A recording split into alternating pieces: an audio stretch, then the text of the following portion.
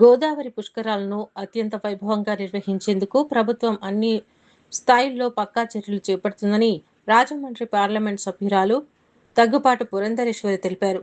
కొవ్వూరు నియోజకవర్గంలోని వాడపల్లి సమీపంలో ఉన్న గోంగూరలంక ప్రాంతాన్ని స్థానిక MLA Muppidi Venkateswara Rao, joint collector Y Megha స్వరూప్తో కలిసి ఆమె క్షేత్రస్థాయిలో పరిశీలించారు.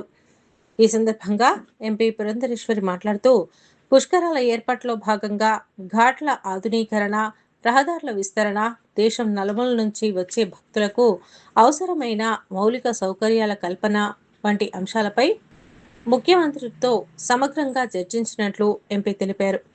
గొంగురలంక ప్రాంతాన్ని అద్భుతమైన పర్యాటక కేంద్రంగా మార్చేందుకు చర్యలు తీసుకుంటున్నామని పురంధరేశ్వరి తెలిపారు.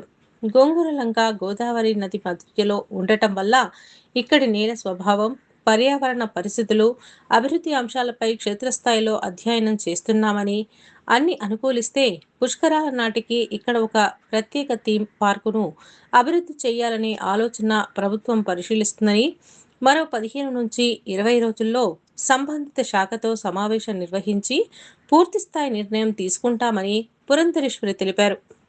జిల్లా కలెక్టర్ గారితో, అదేవిధంగా కమిషనర్ గారితో ముఖ్యమంత్రి గారిని పుష్కరాలకు సంబంధించినటువంటి పనుల గురించి వారితో డిస్కస్ చేయడానికి కలవడం జరిగింది. అంటే ప్రభుత్వం యొక్క సహకారం మాకు అందిస్తామని చెప్పి వారు చెప్పడం జరిగింది. ఇప్పటి నుండి కూడా పుష్కర పనులు ఏవైతే ఉన్నాయో అవి త్వరితగతిన ముందుకు వెళ్తాయని చెప్పి మేమందరం కూడా విశ్వసిస్తున్నటువంటి విషయం. అయితే ఇవాళ ప్రధానంగా కొవ్వూరు నియోజకవర్గానికి సంబంధించి ఇక్కడ ఉన్నటువంటి గోంగూరలంక ఇప్పటి వరకు కూడా ఎవరూ దీన్ని ఎక్స్ప్లోర్ చేయలేదు.